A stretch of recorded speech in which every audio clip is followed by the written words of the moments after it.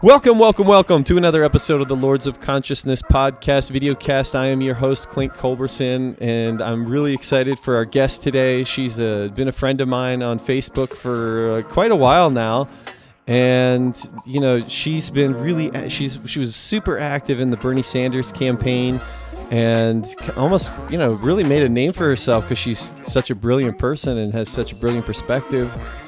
She's also the owner of growvideo.co, and where she helps businesses, really create a really incredible, face to their company and through video. So, which is cool because we are here video, and I want to introduce her, Melanie Fisher. How are you, Melanie?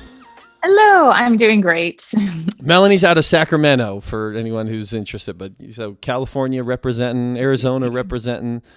I'm so glad to have you on because I've been wanting to do this interview with you for a while, but I think it's we couldn't have picked a more perfect time because with the events going on in the world today, this is what April 11th, and everything that's going on with Syria, with our president. I mean, he was already kind of a madman, but we thought he was anti-establishment. And now it looks like he's somehow been, I don't know, put under some zombie trance and turned into this one of these globalists with this new world order agenda. What's it been like for you to experience this? I mean, it's been quite a ride the last couple of years. Yeah, we're hitting some kind of crescendo, I hope, this year right now or really soon, because we really need to fix things. Yeah, I got really excited when Obama, was going to be president, and I actually believed him and thought, oh, this is change. This is really going to happen. And then a lot of us Democrats, actually I was an independent, we realized, he's under some kind of zombie trance. Yep. That he's not doing what he said he would do. Well, surprise, surprise. You look back in history, this happens over and over again. And so this time I was smart. Bernie Sanders came along. He was an independent. I've been following the guy for a long time, listening to his Brunch with Bernie. And he was a truth teller. He was speaking truth to power. It was so exciting. And I think you all saw how that went down. The corruption, we tried to document it. We're like, oh my gosh, there's corruption everywhere. We can prove it. And we don't own the media. We don't have power. I don't even think our votes count. I don't even think I'll vote again, to be honest. I'm right there with you. Come on, let's be real here. So when people are getting excited about Trump and the whole anti-establishment thing, it's like, well, good luck with that. We kind of believed that with Obama. It didn't work out so well. I'm shocked by how quickly he's pivoting. But when you see what's going on in Syria and like the interests that, for the oil pipelines and the whole petrodollar thing, it actually makes sense that he's shifting. I just posted the other day about how they're shifting the narrative, the media, because they can create whatever story they want. They're shifting the narrative of Trump being Putin's best friend now to some hero for Syrian children, and now he's just like some badass that's taking on Putin.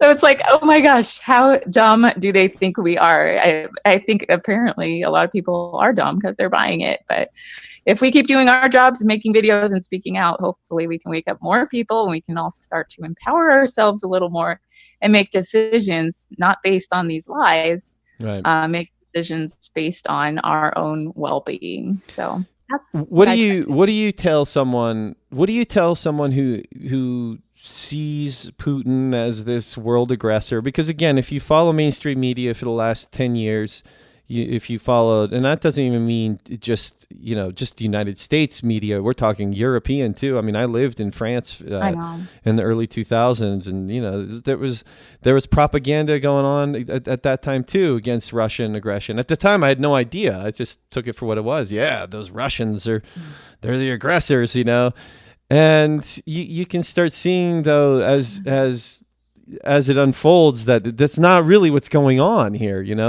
When you see that the United States is in over 80 countries, we have military bases, over 80 countries, and yet Russia is in like 6 or 7 or something like that. And I'm not saying that Russia doesn't have skeletons in their closet per se.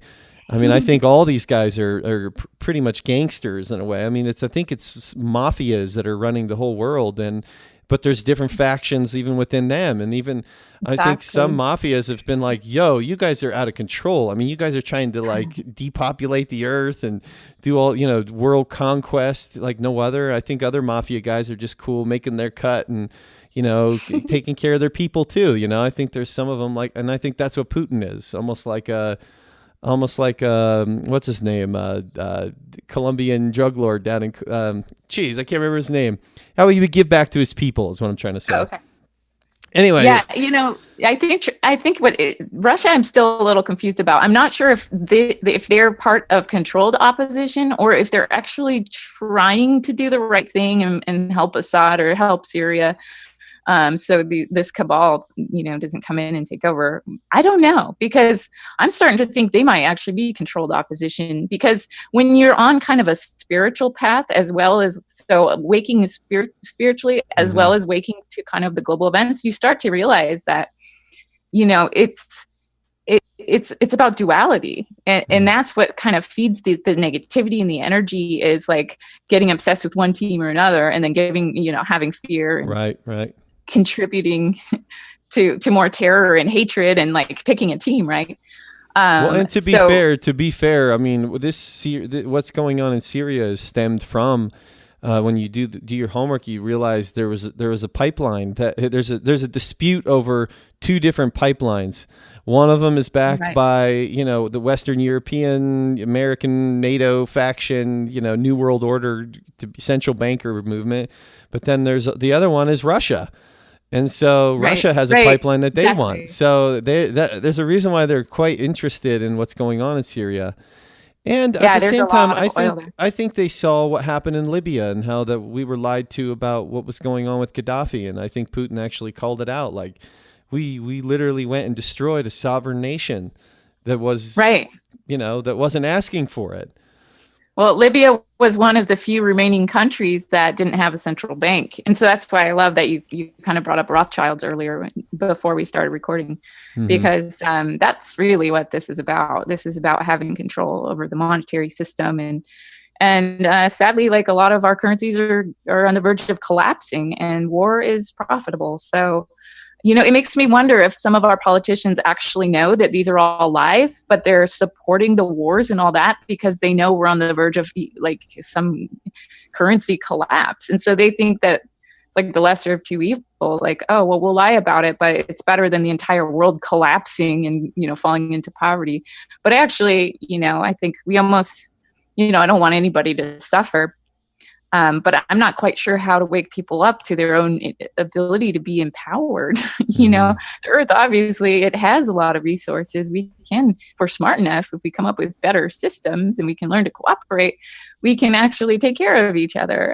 So maybe we need some massive currency collapse. That's why I would never be a politician that would support any of these in any way, shape, or form, any of these wars, because we just need to start operating in a place of reality. Yeah, and about Syria, it's really disturbing because a lot of these things are in plain sight. Genie Energy, I think it's based in like New Jersey or something. The board of directors has Dick Cheney, it has Rupert Murdoch, like all these names we know. Jacob Rothschild. Jacob Rothschild. And they all. Good old Jake. It's right there. They're already in Syria. Yeah. Making money. Golan Heights, I think it's called. There's just tons of oil there. I mean, it's all there for people to find. So it's just so hard for me to watch it go down. And I do believe a lot of the most recent gas attack was a false flag. But clearly, we are actually bombing, and people are suffering. And yeah, it's really, really horrific. So we got to do all we can to get the word out. I started this question before, and I'll finish it. But what would you say to someone who is under the guise that mainstream media is telling us the truth? How could you? But someone who is open-minded to the other side, could you slowly walk them off the cliff that they're on and show them a different way? I like some of those videos that are like, 6 corporations own 90% of the world's media. I mean, again, the information's there. How do we get people to look into it? I don't know. But yeah, when you have 6 corporations controlling 90% of the media, then that's pretty dangerous. That means you have six perspectives in a world with millions of people or billions of people.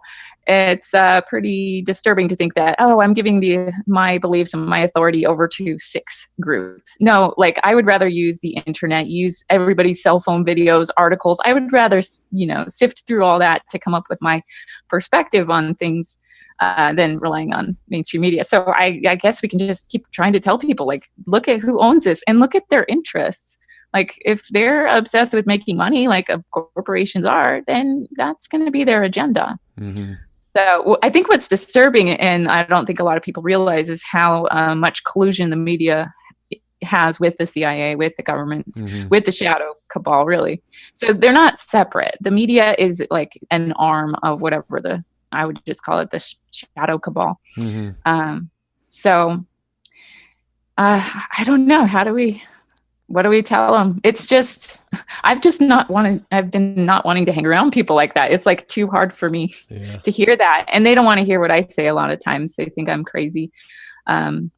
So I just listen, but I'm very open on social media I think it's videos. Great. Yeah. It's an interesting time that we live in because ever since the elections, at least here in the United States, we've had a real polarization going on big time. I mean, like none other that I've ever experienced. I mean, in my 37 years, and it's incredible because it's definitely a war on consciousness that is going on. Absolutely. Because it is, you can see how people fall into different camps and then start turning on each other. I think the whole point of it really is to like transcend that polarity and to see what's really going on, and to see that we are all on the same team here, people. Okay. I mean, the vast majority of people have been victimized by a teeny tiny percentage. I mean, we're talking about a very small percentage when we're not even sure, who these people are even influenced by. As we alluded to earlier, I mean, there are definitely some strong evidence that this could be something that's extraterrestrial, something that's beyond this planet even. And that's for everyone to find out their own opinion. There's stuff out there about that, but find out how deep the rabbit hole goes for you. Okay. I mean, hell if I know. Until I see a damn reptilian, I categorize it as possible, I think I saw one in a dream state, which was pretty scary. Oh, okay. There you go.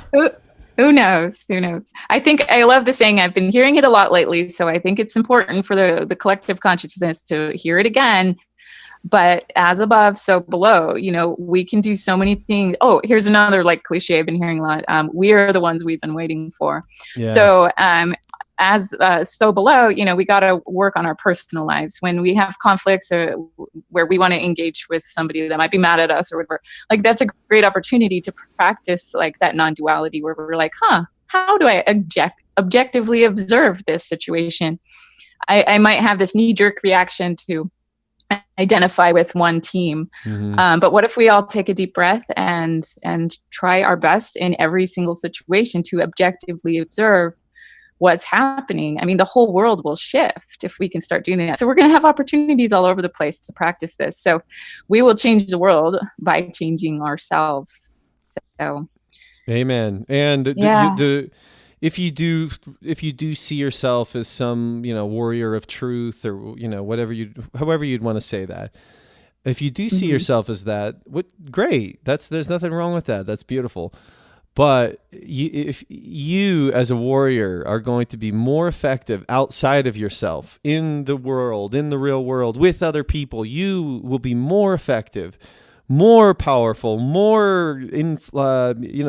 have more power to influence when you spend just as much time on the inside of you, sharpening your tools, and strengthening yourself and rising above the duality as Melanie's been talking about. It's really vital because otherwise there's no bridges that can be built. And then we're just stuck in the same monkey mind paradigm of unga boonga. The only thing left to do is bash each other over the head with sticks because there's nothing else to do. That's it. The only option I see is to eliminate you from the face of the earth. And that's what's been going on for a long ass time. Which is why I think understanding the nature of reality in conjunction with all these research is so important, because when we understand the nature of reality, then we realize, okay, yeah, it's fun. I mean, I don't know if fun's the right word. It's interesting to observe world events.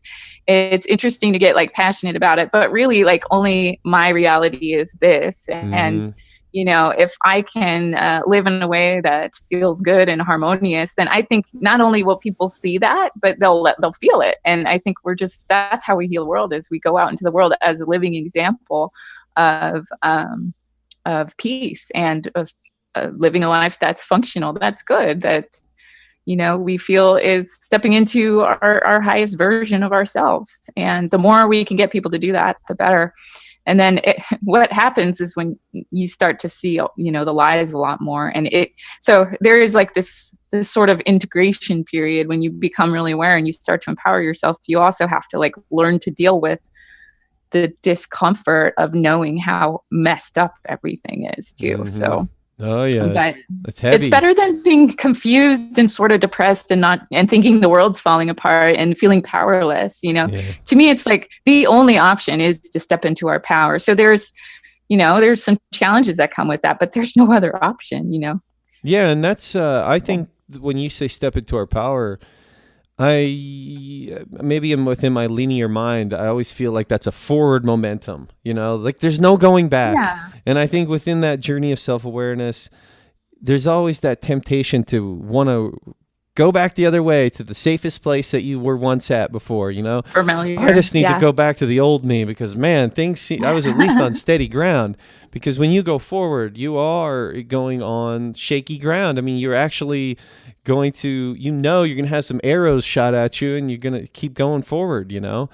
And you're going to have, especially when you know very few people. Well, you guys have built a great community, but when you know very few people that are also stepping into that same place, and it's not like there's no hierarchy or anything, it's just more expanded, right? So when you start to expand, it's like, it's scary and it's challenging and it feels isolating a bit, but we live in a really good time with the internet. We can connect and we can connect the dots and do all the things that we need to expand. So this whole life experience is not just tolerable, but it's enjoyable, and we're creating and actually accomplishing some really cool stuff that we can be proud of. So are you optimistic about the future? When you think of the future for yourself, number one, but for your family, for your community, for your nation, to the world, you know, go up the ladder. Are you optimistic? I am optimistic. I think the more that we can shed the beliefs about the media and all these other politicians, all these other entities that have power over us, the more we can shed that, the more like we'll feel free and light and more like creators. It's probably not going to be without a painful couple of years. I think the great truth purge, as I call it, which is this year and last year, and hopefully, you know, from here out, I hope truth is just where we operate. That's going to create probably some pain, but I'm optimistic about my next few years because I'm deciding to make it positive. Right. That's the future I'm going to create. So for me and what I can control, no, I'm not worried. Do I think a lot of people around me will suffer? Probably. Will I be there to help them? Yes. Will that feel very empowering and exciting for me? Yes. So to see people go from fear to pain, fear and pain to liberation and joy and peace, that will be a very rewarding thing. But I do think we probably have some rough years ahead. And I honestly, I don't know what's going to happen, but all I know is I can just continually focus on my own life and the circle of influence that I have and do my best with that. Where can you share, like, did you have a monumental moment where, you know, you had that big wake up moment?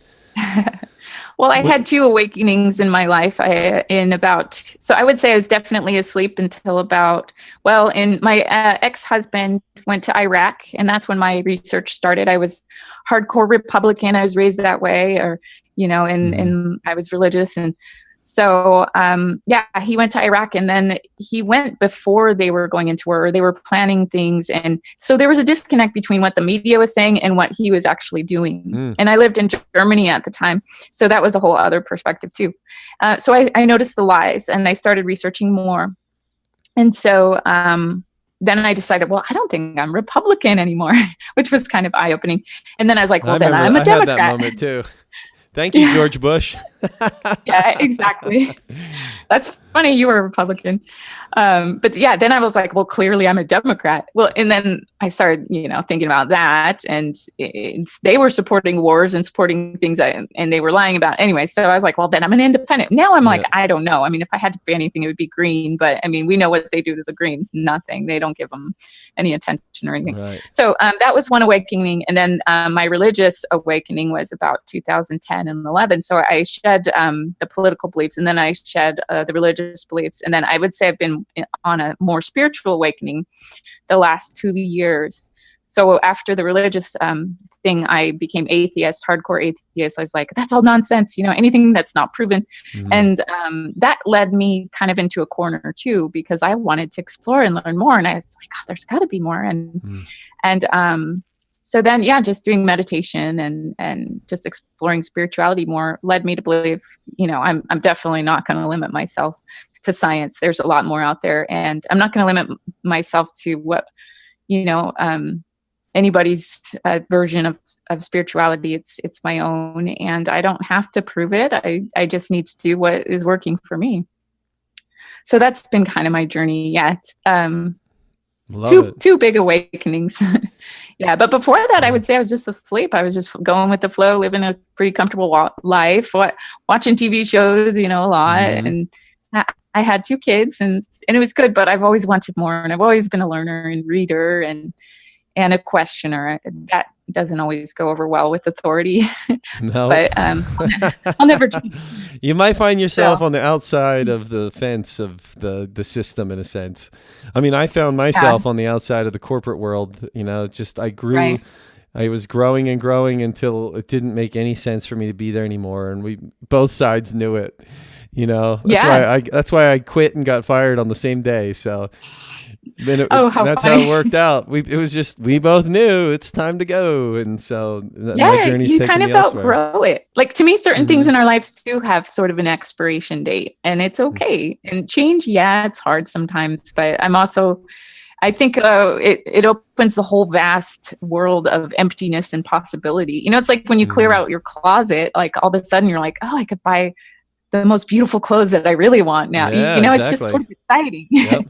So we all need to be open to change and the cleaning out your closet metaphor is really important, physically and emotionally. I mean, even spiritually from time to time. I mean, even spiritually, sometimes I start building, these belief systems, and then I go, you know what? I think I'll just crash it down again and start over again. Why not? Just be more of a receiver, more of like a satellite dish. Just let it come, as opposed to, you start going down those same paths that, you and I both have been down in our own past religious lives. And, it's funny how it's hard to rewire yourself sometimes, or at least pull out all those wires of programming.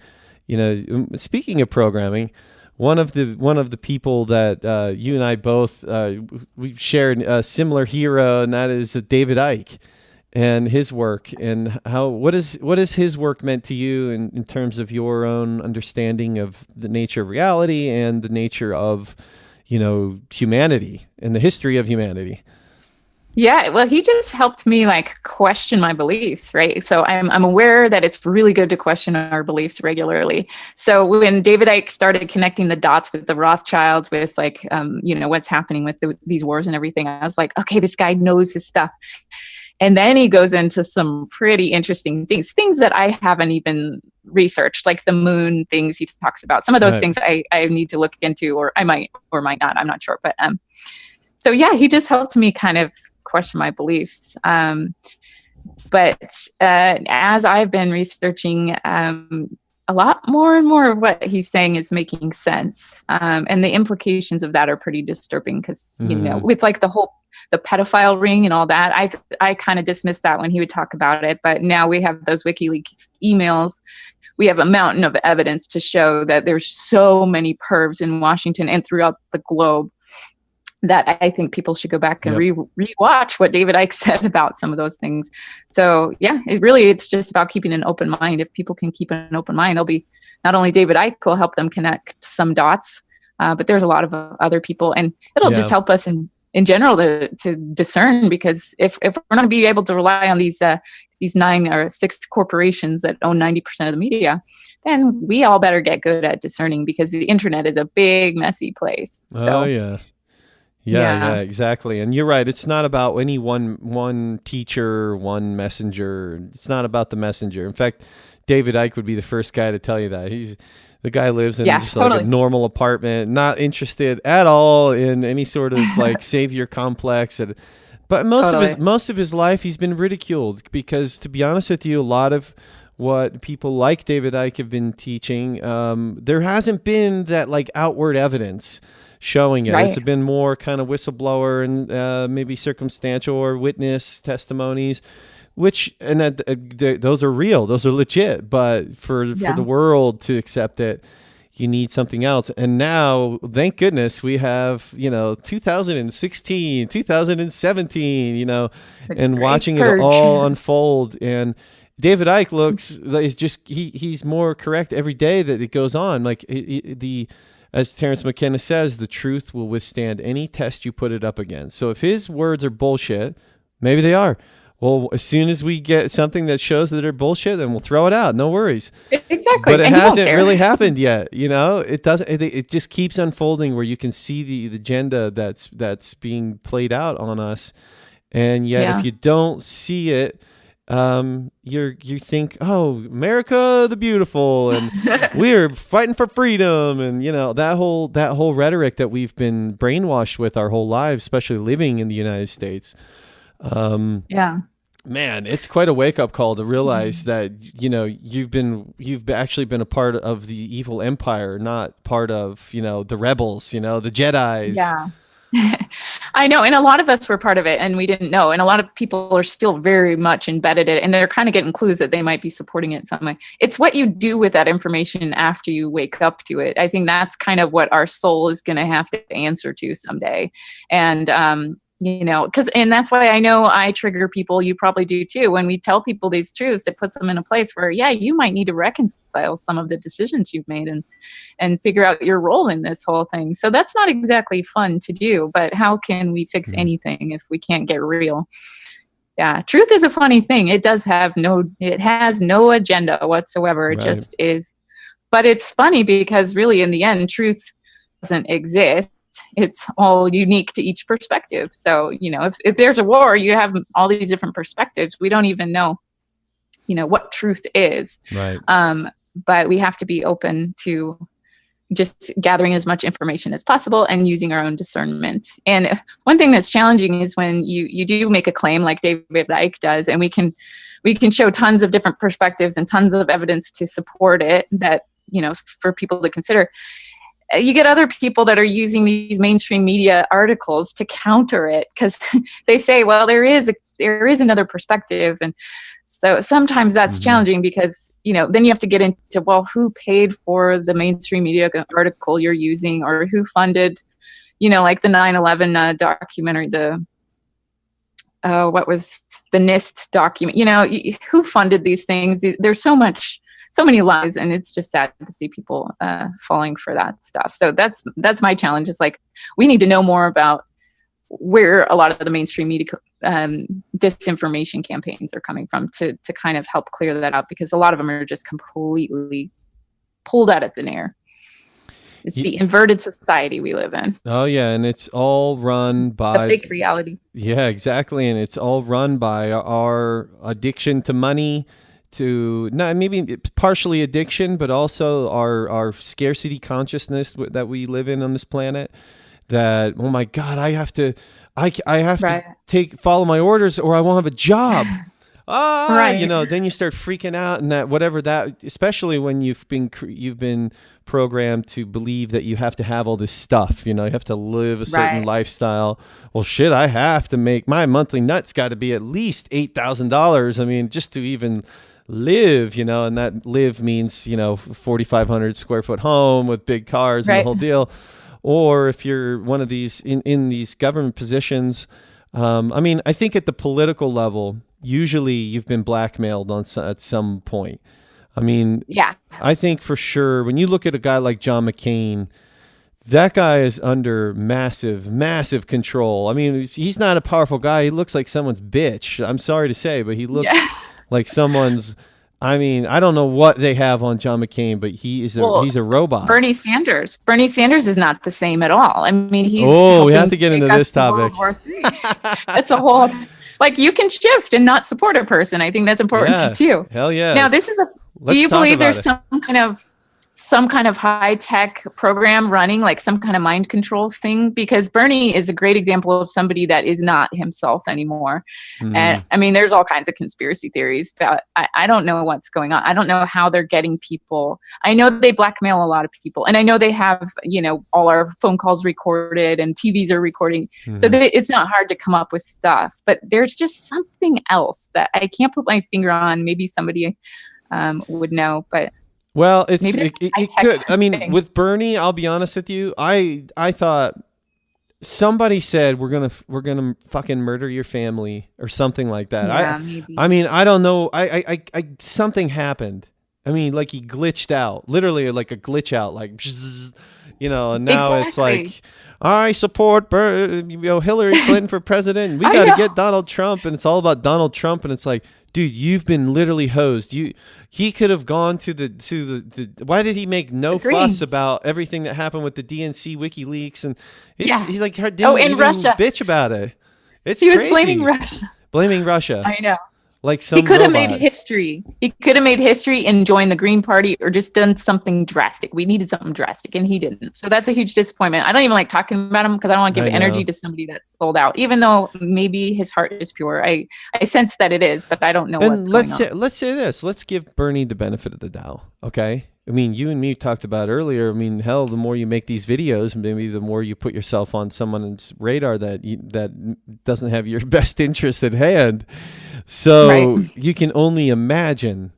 If we're talking about people, we're talking about the biggest secret. One of the biggest secrets is that there is a massive underground pedophile ring where these devil worshippers are getting all their sick, disgusting energy from this pedophile ring. It's not just like dudes who are into little kids. It's something way fucking worse than that. It's a spiritual thing. It's a spiritual thing, yeah. And so, okay, if that's really happening, a guy like Bernie Sanders pushes too far. Who's this? He could be.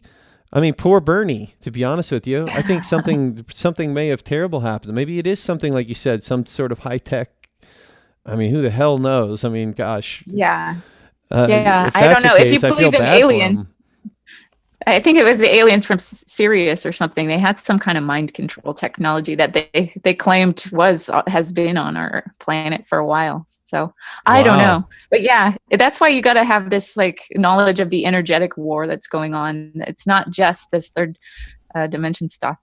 There's something, another layer, and if we can start to all explore that possibility, and I know David Icke does, and that definitely pushed my belief system, and I'm glad I've been looking into it more. And if you're listening to Melanie say this right now, and you're going, "Oh shit, I'm turning this off. This is ridiculous. Come on, you crazy people."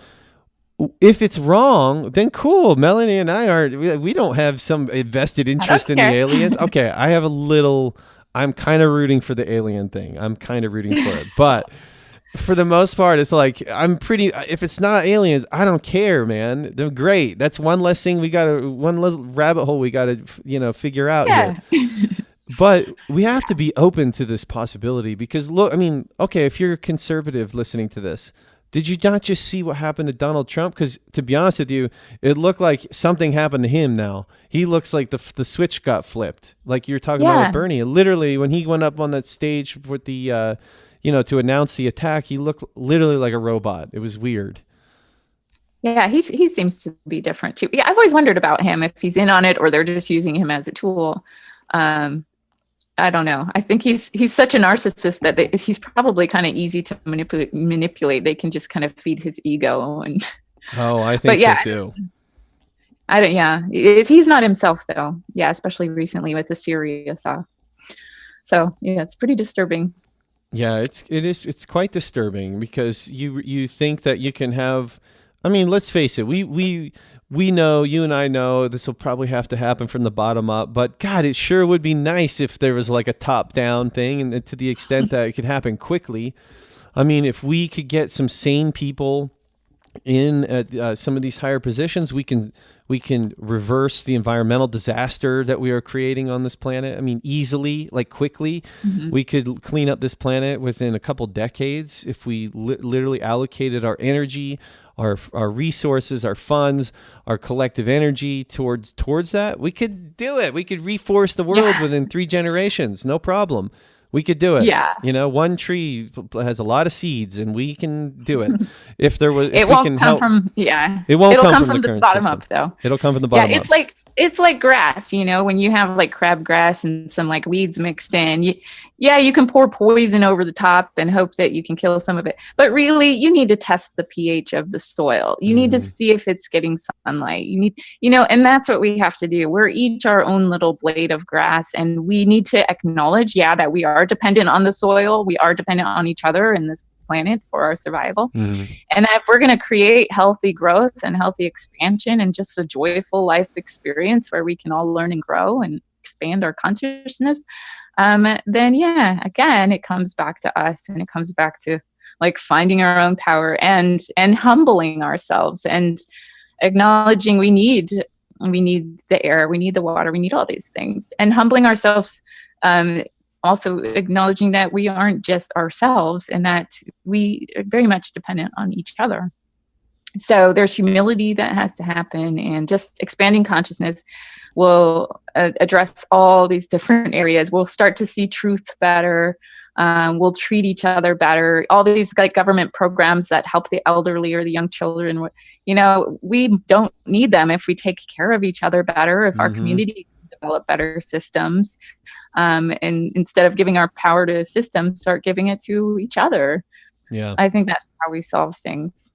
Yeah, it's funny too, because this election has brought me through this whole evolution within myself to understand that I in many ways I almost feel like more conservative than I ever have, to the extent of the principle of self-reliance, and not only self-reliance, but, community reliance, I mean, I don't think socialism is the answer. To be honest with you, I would like to eventually transcend the need for any social system there ever is. Like that's not the road that humanity wants to go down.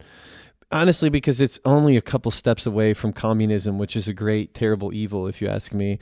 That, and we're going back to this big brother system, this new world order system, like controllers, all that.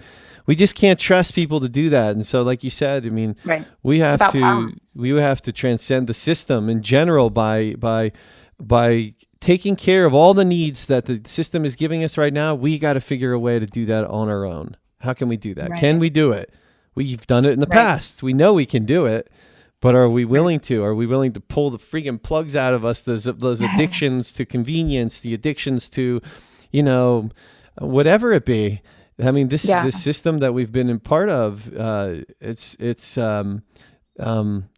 it has many of us so lost and like barely even being able to even know what ends up. Yeah, the psychological implications of our culture are really drastic. Like people aren't well.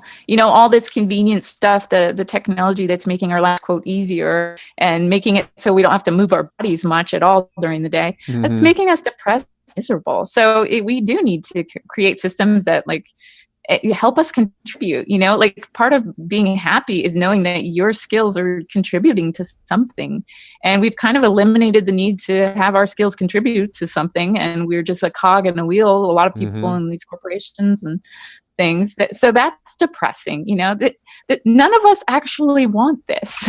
Yep. And I think we solve it by creating the right programs, right? So we need to program our babies, our children early on. So, I mean, hopefully we can deprogram ourselves, but to solve like things on a mass scale, we need to teach people the right programs early on. And that is morality, community service, taking care of each other, how to be good in a relationship, all these things we were actually not really taught. Church teaches a lot of those things, which is nice, but that would be nice to learn those things without all the other fluff and dishonesty that comes with that. So yeah, I know programming sounds manipulative, but the moment we open our eyes when we're born, we're now programmed to see what a human face looks like, what a door looks like, all these things. Yeah. Why don't we choose programming that is in the best interest of nature, the planet, each other? So education's huge too. Which is why I really think it's so vital that we have our hearts be our guides. Like your eternal compass should be in this region, and if you will, it doesn't mean that you can't have this region helping you. It's a great navigator as well. But really, if we follow our hearts, we'll know which programming is to our best advantage. I can say every wrong turn I've taken in my life, something that the return on investment wasn't to my most optimal, solution there. There was always a little voice in my head, or there was always a feeling in my heart that didn't feel right. But I didn't, it's like the relationships we get into, the jobs we take, you name it. At the ones that I've made that went down the wrong path on, there was always, there was a signal. If I'm really honest, gun to my head, there's a little thing that said, no, that's not it. Our depression, our pain, our discomfort, it's like our heart, our soul is nudging us in a different direction. And so many people resist it. They just keep clinging to things. So it's about detaching. Yeah, it was really mind-blowing when I was like clinging to the church and trying to believe in that. But my heart was here, but the church claimed to have morality, but then my heart was pulling me here, and it was like it was so mind blowing when I decided to follow my own heart, and then all of a sudden I just felt so much better and so much more clear about like the direction I wanted to go with my life. So it's kind of weird how you have to release the belief that maybe morality came from here, and no, it comes from you. It comes from your heart. It'll always nudge you in the right direction. Yeah, it's so true. It's quite simple, really. We complicate things. Tell me, you had brought up this incredible truism, in my opinion, that we are the ones we're waiting for. What does it mean to you? What is that like? What does that imply exactly? It means for so long, the programming most people have had is that change comes when the power players change. And so we vote them, and, no, change doesn't come from there. It comes from within. So we're waiting for a hero when really we should just start to look within and to solve the problems in our lives and start learning how to attract what we want and to have the emotions we want and have the clarity we want. We have control over all that. Every situation out there, even the most horrific thing you can think of, if we are empowered and aware and have the skills, we can choose how we're going to emotionally react to it. If you can do that in every single thing that pops up in your life, you can choose an amazing, happy, joyful life. So we are the ones we've been waiting for. So that's what that means. Like, we got this. No one else is going to get it. Nobody else really cares. It's funny because most of the world religions have created this paradigm of an external savior of some sort. You know what I mean? That the answer is outside of you. Like your salvation comes from outside of you, and you should just you're worthless. Something else is bigger and better than you. Yeah. When I believe in something bigger than me, but at the same time, I'm a drop of that. So what's the difference? Exactly. So, and that's the thing is there is something much bigger than all of us, but at the same time, you are it. I mean, the ocean exists in the drop, and the drop exists in the ocean. It's quite and we can't cling to anything because that drop is working with nature, and if it's cold out there, it's going to freeze, or if it's hot, it'll turn to steam. And we have to kind of integrate ourselves with each other and nature as well. So it's kind of, to me, it's about releasing control and going with the flow and knowing that you have the power. Absolutely. Yeah, and I've been seeing that in my own life. Everything always comes back to let go, let it go. It's just it's this surrender, it's this release. And then there is kind of a magic to the universe. My dear friend always says, Jah provides, because, man, when you just follow your heart, Jah provides. Whatever Jah even means, and maybe you're a Jah. But either way, magic stuff happens, just trust. Let go and trust. And all of a sudden, you really do realize there's some magic going on that's propelling us towards something.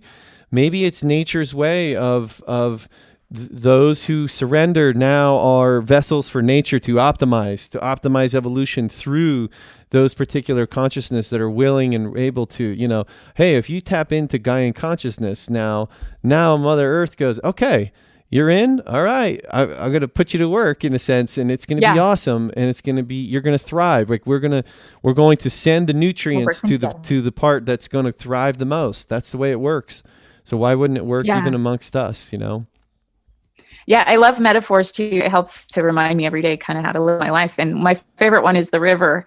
And, the force of all the water on the river, I mean, that can push you so fast and you can get where you want to go. You don't want to go upriver. That's not fun. I mean, we have all our lives going upriver at certain times.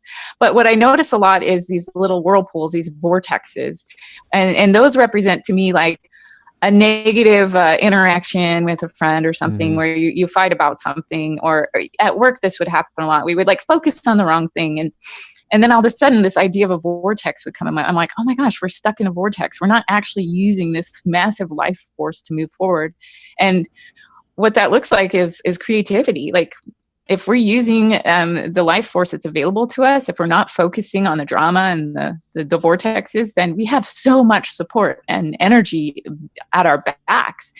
And so whether we're stuck in vortexes with our friends, our relationships, or our work or whatever, it doesn't matter. All of that is holding us back. All of that is keeping us from moving forward, being creative.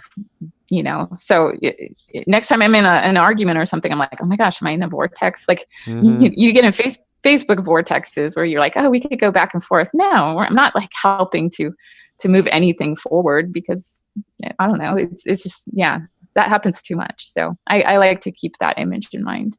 That's interesting. I like that actually. And I think we all get stuck in those all the time, whether we recognize it or not.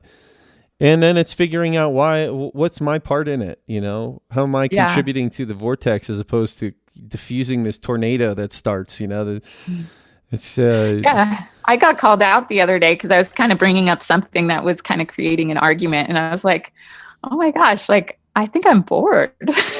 I think I created trauma because I was bored. So I guess I've done that. I think we all have, but we're all drama queens. Come on, dressed in drag. Yeah, I think we like stimulation. We like to be entertained. So we have to kind of catch ourselves. But I would much rather be stimulated and entertained, knowing that I'm creating something that I'm proud of, So you just have to kind of rechannel it. Absolutely. So. We have like a little bit of time left. I wanted to end with this.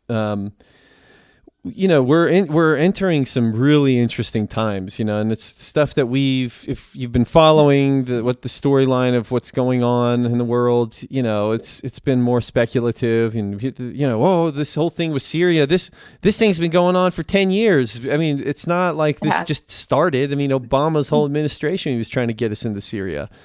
Yeah. And Assad has fought him off. The American people don't want it. Nobody wants it. And they finally, just as they're about to settle it, and Trump says, I'm not trying to do regime change, then we're going to sign some peace treaty. And bam, he just decides to gas his own people. So now it's like there's no evidence. Yeah, exactly, and it's on basically. Maybe this is the final death thrills of a dying beast or something. I don't know.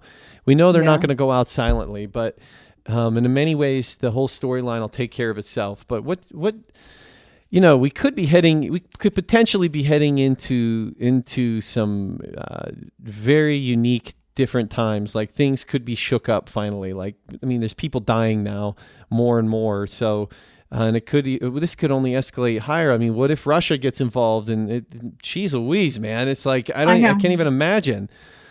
So, I don't know what we're doing. Yeah. Right.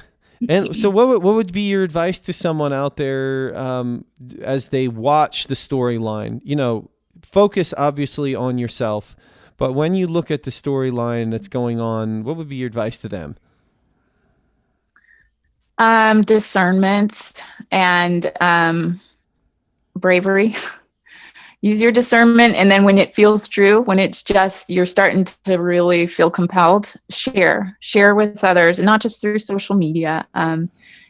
If it's just set the intention to help awaken the world. I get opportunities all the time to have these conversations with perfect strangers, all over the place. And also use your gifts, like whatever gifts you have, if you can make videos, make videos.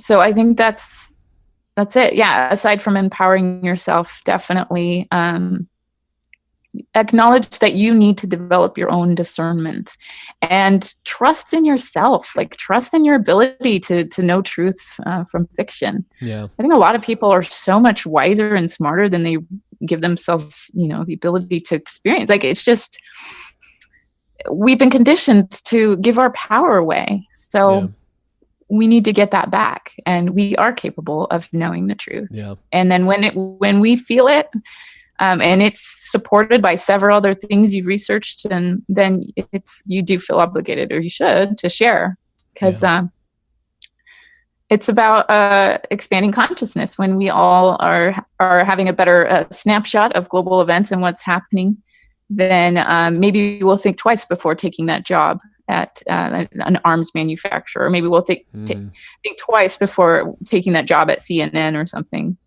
All these people are willing participants, and when we can all wake each other up, then people have to look in the mirror and examine their role in the system. So helping people to examine their role, which means triggering people sometimes, putting them in, putting out uncomfortable things.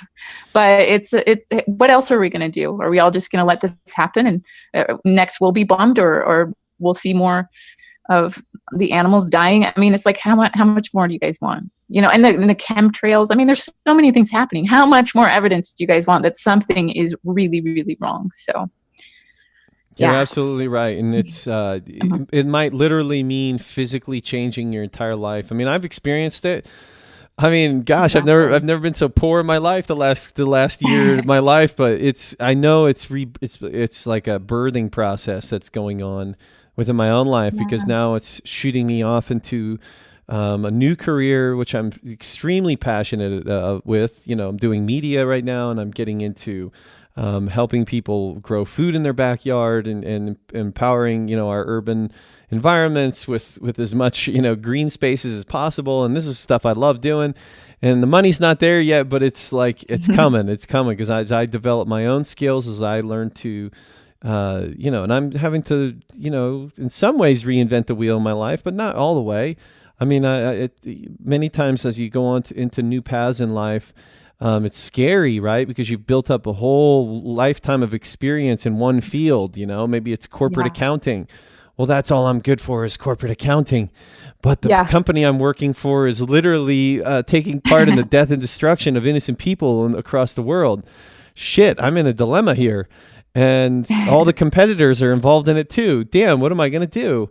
You're going to have to ask yourself, like, this is the hero's journey. If it was what hero's movie is really that interesting, unless it's like something really perilous or something really difficult, or really like, if it was too easy, it's not even that interesting. So, have fun with it. Yeah, have fun with it. Yeah, because There is a freaking pot of gold at the end of the rainbow, if you ask me. And as you take that jump and you can't see it, I mean, you have to do it on the sense of on faith. There is an element of faith involved in all this, but really, I think it's just faith in yourself. Believe in yourself, man. You can do it, and you really are the hero of your own movie. And that's actually very difficult for many people to really embrace, because they might say it, and I've done it, I've said it. I mean, sometimes you got to fake it till you make it, but it's real, and it's daunting because there's a lot of responsibility. There's a lot of responsibility, and you got to face your demons face on. No one's coming to save you. No mommy, daddy, no savior complex, none of that. And I think it's really essential. And I love that you see it so clearly, Melanie. I'm so appreciative of everything you do. I like your posts, I think, are on Facebook, really are influential. You stir up a lot of conversation, and you do it. Even it's not that fun knowing dude, I'm going to get shit for this, but I'm still got to do it. And that's what you do often. And, you got tons of stuff going on in your life. You're a mom, you got your job. It's not like, trying to help people see a different way is always the, I'm sure it'd be easier just to say, forget pastime. It. Right. Well, where do you get that energy? Where do you get that energy to keep going? I don't know. I think I just feel compelled from my soul. I'm not happy unless I'm doing what I'm put here to do.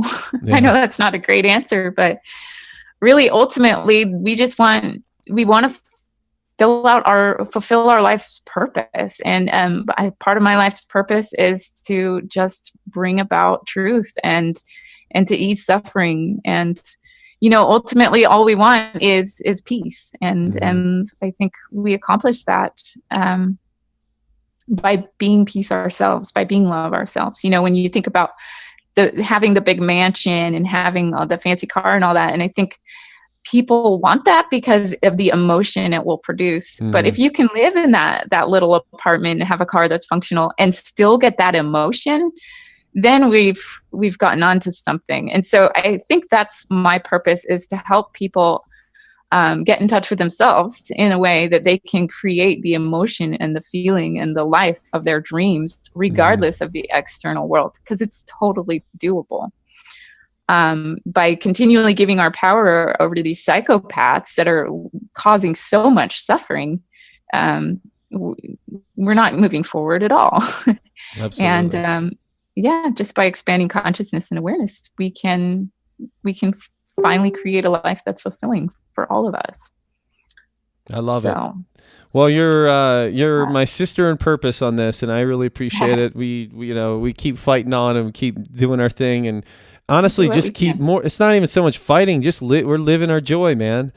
Just go out and have fun, man. Have as much fun and create as much joy as possible, because if that whole alien story is real, I think that their kryptonite is our joy.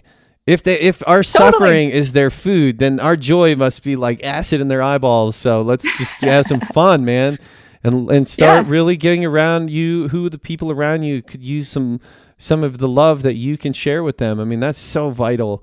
People feel alone, even though we live in this world where we're living on top of each other in these densely populated areas, and yet we're feels absolutely alone. And these tools that are here to help connect us and help spread this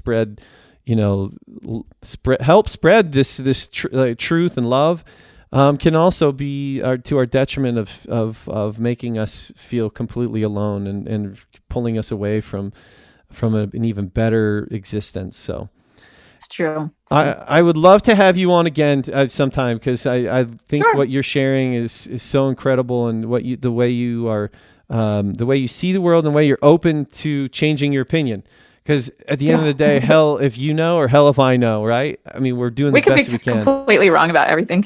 Yeah, I'm cool with that. I'm willing to say I'll change my mind if that's the case. So whatever the truth is, that's what we're attached to. So, and I think that's really the movement that we're trying to portray above all else, and that loves the answer. But definitely, I appreciate you, my friend. Thank you. Thank you. Take care.